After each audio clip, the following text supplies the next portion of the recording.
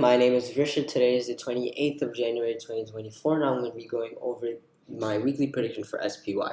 As usual, we'll go over the monthly, weekly, and finally the daily charts, and then I'll switch over to the Excel sheet where we'll go over the final prediction in more detail in conjunction with some option chain analysis as well. So, we can see now that before we get into this video, it's important to make the disclaimer that all information here is completely educational, and therefore it's important to conduct your own analysis before entering any position in the market to ensure that you are comfortable and that you have your own thought process behind. Just to keep that in mind. Now, monthly charts, we can see November, December, and January. These last 3 months were extremely bullish.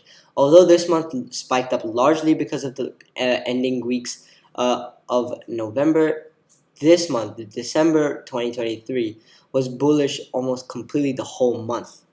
And it's a very strong bull run. So if we actually, before I click off of it, we can see now these 3 months are very strong green body candles.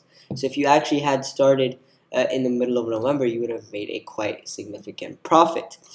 And this is coming from a downward rally here, which then we can see this trend line that I have drawn, which shows where the market, and we did have a minor break of the trend line, but it did pull back up, and now we're on the right track again. So RSI, we can see, is pretty good, and it did actually cross its average somewhere between October and November and has been going up steadily since, with the average confirming this price movement. We can see that the 52-week high and low, this is not the right value. We'll switch over to the weekly charts and see this in more detail. And now for the weekly charts as well, I'll explain the RSI and the volume, just to explain some of my reasoning as well. So last week we had a break of SPY's all-time high, and I was extremely bullish that week, and as clearly as we can see, that has gone right, since the market did close significantly above the close. RSI, however, is now very slightly in the overbought region. So this is just something to keep in mind, that if this RSI does end up reversing, we could see a reversal in the price action as well.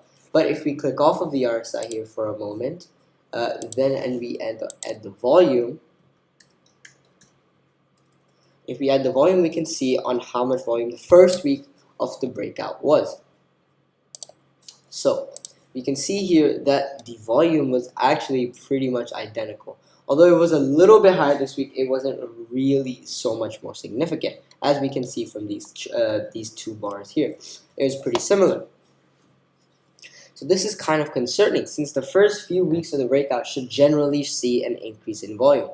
And although this is only the first week since the breakout, this is a little bit concerning, and that's why we are going to have a safety net.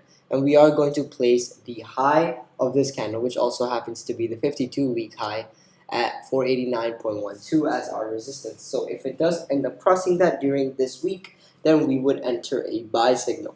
And likewise, if it crosses the low of this candle, then we can say, not even the low of this candle actually, to be more specific, it really should be the high of this candle at 482.72. So in the event that either one of these happens, then if the support is broken, then we have a short or sell signal, and then if it goes long, if it breaks the resistance, then we go long or we buy.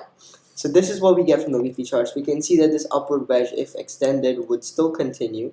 If we keep this line going here, we can see that the market still hasn't broken out of this upward wedge, and this trend line is still intact, so the market is still going upwards. From the daily charts, we can see some of this price action in a little bit more detail. Now, this is a little bit concerning, since the first day after the breakout was actually a red candle.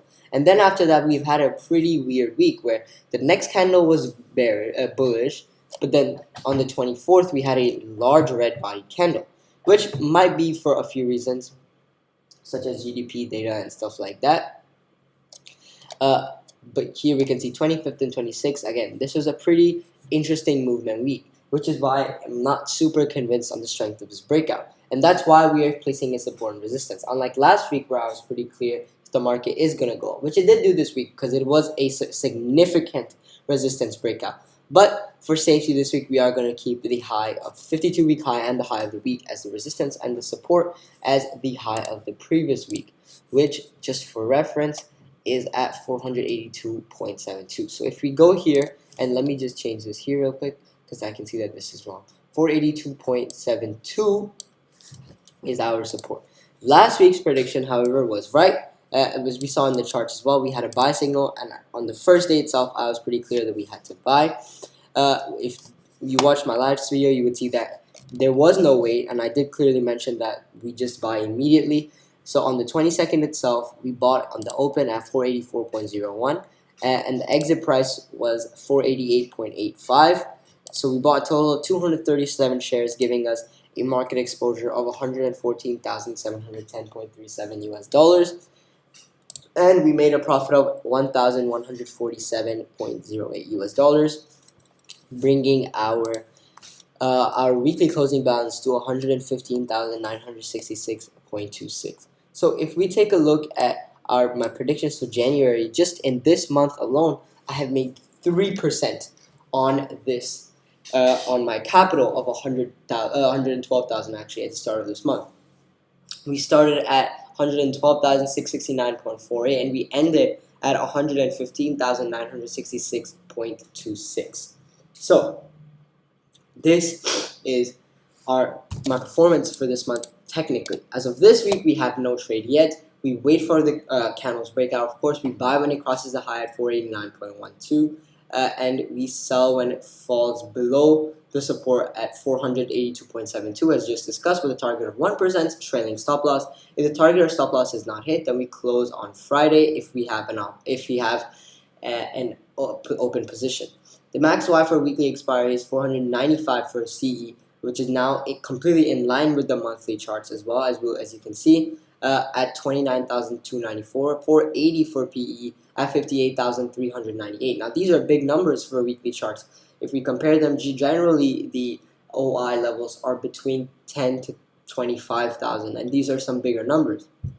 So that means this support and resistance are actually going to be quite strong. And more importantly, the support here at 480 PE, and there is a higher amount of put sellers, which means that people are still overly bullish, and we can see this in the PCR, which is at 2.69.